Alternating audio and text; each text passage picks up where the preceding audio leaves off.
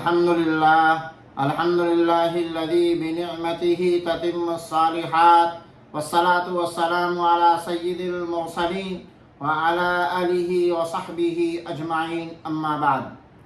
میرے عزیز بھائیوں اور بہنوں، آج کی گفتگو ایک نہایت جامع حدیث پر ہے۔ رسول اللہ صلی اللہ علیہ وسلم نے فرمایا، المسلم من سلم المسلمون من لسانه ویدہ، یعنی مسلمان وہ ہے جس کی زبان اور ہاتھ سے دوسرے مسلمان محفوظ رہے۔ یہ حدیث یہ سمجھاتی ہے کہ اسلام صرف عبادت کا نام نہیں بلکہ دوسروں کے حقوق ادا کرنے اور انہیں سکون پہنچانے کا بھی نام ہے۔ ایک سچا مسلمان وہ ہے جو اپنی زبان اور ہاتھ کو دوسروں کے لیے تکلیف کا ذریعہ۔ زبان ایک چھوٹا سا عضو ہے لیکن اس کے اثرات بہت بڑے ہیں۔ زبان سے محبت بھی جنم لیتی ہے اور دشمنی بھی۔ زبان سے عزت بھی بنتی ہے اور ذلت بھی۔ رسول اللہ صلی اللہ علیہ وسلم نے فرمایا، من کان یؤمن باللہ والیوم الآخر فلیقل خیرا او لیصمت، یعنی جو اللہ اور قیامت پر ایمان رکھتا ہے وہ بھلائی کی بات کرے یا خاموش رہے۔ ایک مرتبہ ایک صحابی نے رسول اللہ صلی اللہ علیہ وسلم سے پوچھا، یا رسول اللہ، کون سی چیز سب سے زیادہ لوگوں کو جہنم میں لے جائے گی؟ آپ صلی اللہ علیہ وسلم نے فرمایا، الفم والفرج، یعنی زبان کی کٹائیاں اور شرمگاہ کی خواہشات۔ حضرت معاذ بن جبل رضی اللہ تعالیٰ نے ایک دن عرض کیا، یا رسول اللہ، کیا ہم اپنی زبان سے کہی گئی باتوں پر بھی پکڑے جائیں گے؟ آپ صلی اللہ علیہ وسلم نے ارشاد فرمایا، سکیلت کا امک یا معاذ، وَهَلْ يَكُبُّ النَّاسَ فِي النَّارِ عَلَى وُجُوهِهِمْ أَوْ عَلَى مَنَاخِرِهِمْ إِلَّا حَصَائِدُ أَلْسِنَتِهِمْ، یعنی اے معاذ، لوگوں کو ان کی زبان کی کٹائیاں ہی تو جہنم میں اوندھے منہ گرائے گی۔ یہ واقعہ بتاتا ہے کہ زبان کا قابو میں رکھنا کتنا ضروری ہے۔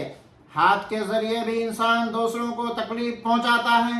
ہاتھ سے ظلم، مار پیٹ، دھوکہ، حق طرفی، دوسروں کے مال پر قبضہ، یہ سب بڑے گناہ ہیں۔ رسول اللہ صلی اللہ علیہ وسلم کے زمانے میں ایک عورت بہت عبادت گزار تھی۔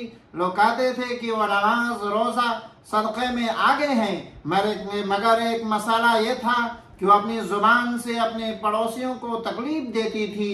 آپ صلی اللہ علیہ وسلم نے فرمایا، ہی فی النار، یعنی وہ جہنمی ہے۔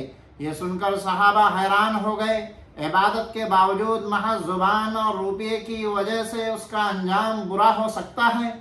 اگر یہ ہر مسلمان یہ حدیث یاد رکھے، اپنی زبان کو گالی، چغلی اور جھوٹ سے پاک کرے اور اپنے ہاتھ کو ظلم و زیادتی سے روکے تو ہمارا معاشرہ جنت نظیر بن جائے گی۔ سوچئے، اگر بازار میں کوئی دھوکہ نہ دے، اگر گھروں میں زبان سے دل نہ دکھائے جائیں، اگر دوست احباب ایک دوسرے کو صرف دعائیں دیں، اگر محلے میں لوگ ہاتھ سے صرف خیر کریں تو کیسا پرامن معاشرہ بن جائے گا۔ رسول اللہ صلی اللہ علیہ وسلم جب مکہ میں فاتحانہ داخل ہوئے تو آپ صلی اللہ علیہ وسلم کے پاس اختیار تھا کہ دشمنوں سے بدلہ لیں، مگر آپ صلی اللہ علیہ وسلم نے سب کو معاف کر دیا اور فرمایا، اذهبوا فانتم الطلقاء، یعنی آج تم پر کوئی گرفت نہیں، جاؤ تم سب آزاد ہو۔ یہ ہے مسلمان کی پہچان، ہاتھ سے ظلم نہیں بلکہ رحم کرنا، اور زبان سے گالی نہیں بلکہ معافی۔ میرے بھائیوں، آج ہمیں اپنے ایمان کا جائزہ لینا ہوگا۔ کیا واقعی ہماری زبان دوسروں کے لیے امن کا ذریعہ ہے؟ کیا ہمارا ہاتھ دوسروں کے لیے مددگار ہے یا تکلیف دہ؟ ہمیں یہ عہد کرنا چاہیے کہ ہم اپنی زبان سے صرف خیر اور نرمی کی بات کریں گے، اپنے ہاتھ کو صرف بھلائی اور خدمت کے لیے استعمال کریں گے اور اپنے معاشرے کو امن و سکون کا گہوارہ بنائیں گے۔ اللہ تعالی ہمیں اس حدیث پر عمل کرنے والا سچا مسلمان بنائے۔ آمین۔ وآخر دعوانا ان الحمدللہ رب العالمین۔ والسلام علیکم ورحمۃ اللہ وبرکاتہ۔